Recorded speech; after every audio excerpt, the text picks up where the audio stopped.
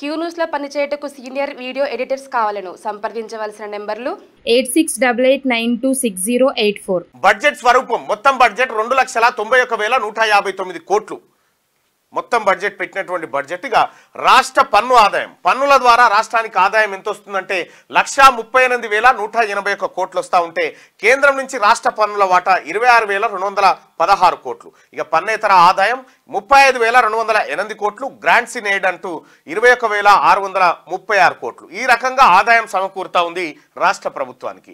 అవి కాకుండా ఇక జిఎస్టీ, పెట్రోల్, డీజిల్, ట్రేడ్, ఇతర పన్నుల ద్వారా 84,211 కోట్లు, స్టాంప్స్ అండ్ రిజిస్ట్రేషన్స్ ద్వారా 18,228 కోట్లు, ఎక్సైజ్ ఆదాయం మద్యం ద్వారా 25,617 కోట్లు. ఈ రకంగా వచ్చినటువంటి ఆదాయం ఇగో ఇంత. ఇంకా మూలధన వ్యయం కూడా చేయడం జరిగింది. మూలధనాన్ని కూడా కొంత ఖర్చు చేస్తూ ఉన్నారు. 2,91,159 కోట్లతోని ఈ బడ్జెట్ను రూపొందించారు. ఈ బడ్జెట్లో కేటాయింపులు ఎట్లా ఉన్నాయి, ఏదేది ఎట్లా ఉందని చూస్తే రైతు కుష్ బడ్జెట్లో వ్యవసాయానికి 72,659 కోట్లు, రైతు కూలీలకు ఏటా 12,000 సాయం, ఇకపై పంటల బీమా అమలు. అసెంబ్లీలో బడ్జెట్ను ప్రవేశపెట్టిన డిప్యూటీ సీఎం బట్టి విక్రమార్క సంక్షేమానికి 6 గ్యారంటీలకు సరిపడా నిధులు. తొలిసారి విద్యారంగానికి 7% పైగా కేటాయింపులు. ఈసారి 21,292 కోట్లు, గతంతో పోలిస్తే 2,000 కోట్లకు పైగా ఎక్కువ. ఇరిగేషన్ కు 22,301 కోట్లు, ఇందులో అప్పులకే 9,877 కోట్లు. ఇవి ఈ రకమైన కేటాయింపులు. కేవలం ఒక వ్యవసాయానికే 72,659 కోట్లు కేటాయించింది తెలంగాణ రాష్ట్ర ప్రభుత్వం. ఇక రైతన్నకు జయ కొడుతూ సాగుకు సాధిస్తూ రాష్ట్ర ప్రభుత్వం దండిగా నిధులు కేటాయించింది. వ్యవసాయానికి పెద్దపీట వేస్తూ భారీ బడ్జెట్ను తీసుకొచ్చింది. అస్తవ్యస్తమైన ఆర్థిక వ్యవస్థను గాడిలో పెడుతున్నామని, ప్రజా సంక్షేమానికి టాప్ ప్రయారిటీ ఇస్తున్నామని ప్రకటించింది.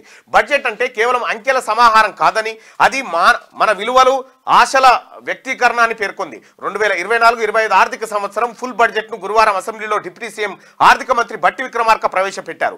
రైతులకు, రైతు కూలీలకు, వ్యవసాయ అనుబంధ రంగాలకు అధిక ప్రాధాన్యం ఇచ్చారు.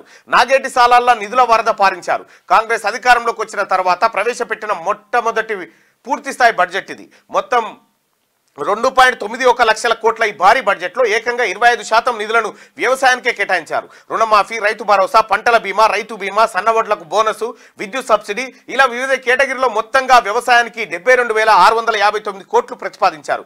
ఎండకు ఎండుతూ, వానకు తడుస్తూ, ఆరుగాలం శ్రమిస్తూ దేశాభివృద్ధికి దోహదపడే శ్రమజీవి రైతు, సమాజానికి అన్నం పెట్టే రైతన్నకు భరోసా కల్పించడం మా ప్రభుత్వం కనీస బాధ్యత అని డిప్యూటీ సీఎం బట్టి విక్రమార్క పేర్కొన్నారు. భూమి లేని రైతు కూలీలకు ఏడాది నుంచే ఏటా 12,000 ఆర్థిక సాయం అందిస్తామని ఆయన వెల్లడించారు. ఇక పంచాయతీరాజ్కు 29,816 కోట్లు, ఆసరా పెన్షన్లకు 14,000 కోట్లకు పైగా నిధులు, మహిళా సంఘాలకు 2 కొత్త స్కీమ్లు అమలు చేయబోతా ఉంది ఈ బడ్జెట్ నుంచి రాష్ట్ర ప్రభుత్వం. ఇక వెల్ఫేర్ కు పెద్దపీట, BC, SC, ST, minority welfare కు భారీగా నిధులు, ఇంటిగ్రేటెడ్ రెసిడెన్షియల్ స్కూళ్లకు 2,000 కోట్లు, ఒకే క్యాంపస్ లో అన్ని సంక్షేమ హాస్టల్ ఉండబోతున్నాయని చెప్పి వెల్ఫేర్ కు ఓవైపు, తర్వాత పంచాయత్ రాజ్ కు, పెన్షన్లకు మరోవైపు భారీగా పెంచుకుంటూ వచ్చింది. బడ్జెట్ పై పూర్తి కథనాలను 4 నుంచి 9 పేజీల్లో వెలుగు దినపత్రిక అందిస్తూ ఉంటే ఇక ఆదాయం అంతా హైదరాబాద్ చుట్టే జమ అవుతా ఉందట. జీడీడీపీ తలసరి ఆదాయంలో రంగారెడ్డి, హైదరాబాద్ జిల్లాలే టాప్. చిట్ట చివరన ములుగు, ఆసిఫాబాద్ జిల్లాలు. కేంద్రీకృత అభివృద్ధి వల్ల ఆదాయ పంపిణీలో అసమానతలు, అర్బన్ రూరల్ మధ్య స్పష్టమైన అంతరాలు కనిపిస్తా ఉన్నాయి. తెలంగాణ తలసరి ఆదాయం 3.47 లక్షలు సోషియో ఎకనామిక్ సర్వే ద్వారా వెల్లడి అంటూ. ఆదాయం అంతా ఎక్కడి నుంచి వస్తూ ఉంటుందంటే హైదరాబాద్, దాని చుట్టుపక్కల పరిసర ప్రాంతాల నుంచే మనకు ఆదాయం వస్తుందనేది ఆ కథనం సారాంశం. అయితే ముఖ్యమైన కేటాయింపులు దేనికి జరిగినాయి. రైతు రుణమాఫీ కోసం 26,000 కోట్ల రూపాయలను ఈ బడ్జెట్లో కేటాయించింది తెలంగాణ ప్రభుత్వం. రైతు భరోసా కోసం 15,075 కోట్లు, వ్యవసాయ కూలీలకు రైతు భరోసా.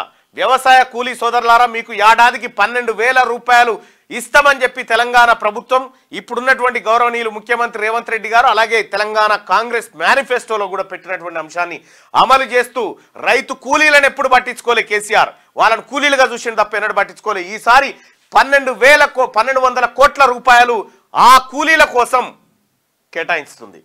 ఇక పంటలకు బోనస్ కోసం 1,800 కోట్ల రూపాయలు, పంటలకు బోనస్ ఇచ్చేందుకు 18,000 కోట్ల రూపాయలు, ఇందిరమ్మ ఇండ్ల కోసం 7,740 కోట్లు, ఇంటిగ్రేటెడ్ స్కూళ్లు 2,000 కోట్లు, అంతర్జాతీయ స్కూళ్ల కోసం 500 కోట్లు, మూసీ రివర్ ఫ్రంట్ డెవలప్మెంట్ కోసం 1,500 కోట్లు, హైడ్రా కోసం 200 కోట్లు, ఓఆర్ఆర్ ప్రాజెక్టు కోసం 200 కోట్లను ఇట్లా ఈ విధంగా కేటాయింపులు చేసింది.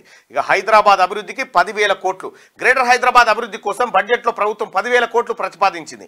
మెట్రో విస్తరణ, వాటర్ బోర్డు, మూసీ డెవలప్మెంట్ లాంటి కీలక ప్రాజెక్టులకు ఈ ఫండ్స్ ను ఖర్చు చేయనున్నారంటూ ఒక వార్తను చూస్తా ఉన్నాం. మొత్తానికి హైదరాబాద్ నుంచి రాకడ ఎక్కువనే ఉంది, హైదరాబాద్ మీద కూడా ఖర్చు ఎక్కువనే పెట్టబోతా ఉంది తెలంగాణ ప్రభుత్వం. క్యూ న్యూస్ లో పనిచేయటకు సీనియర్ వీడియో ఎడిటర్స్ కావాలను సంప్రదించవలసిన నెంబర్లు 8688926084.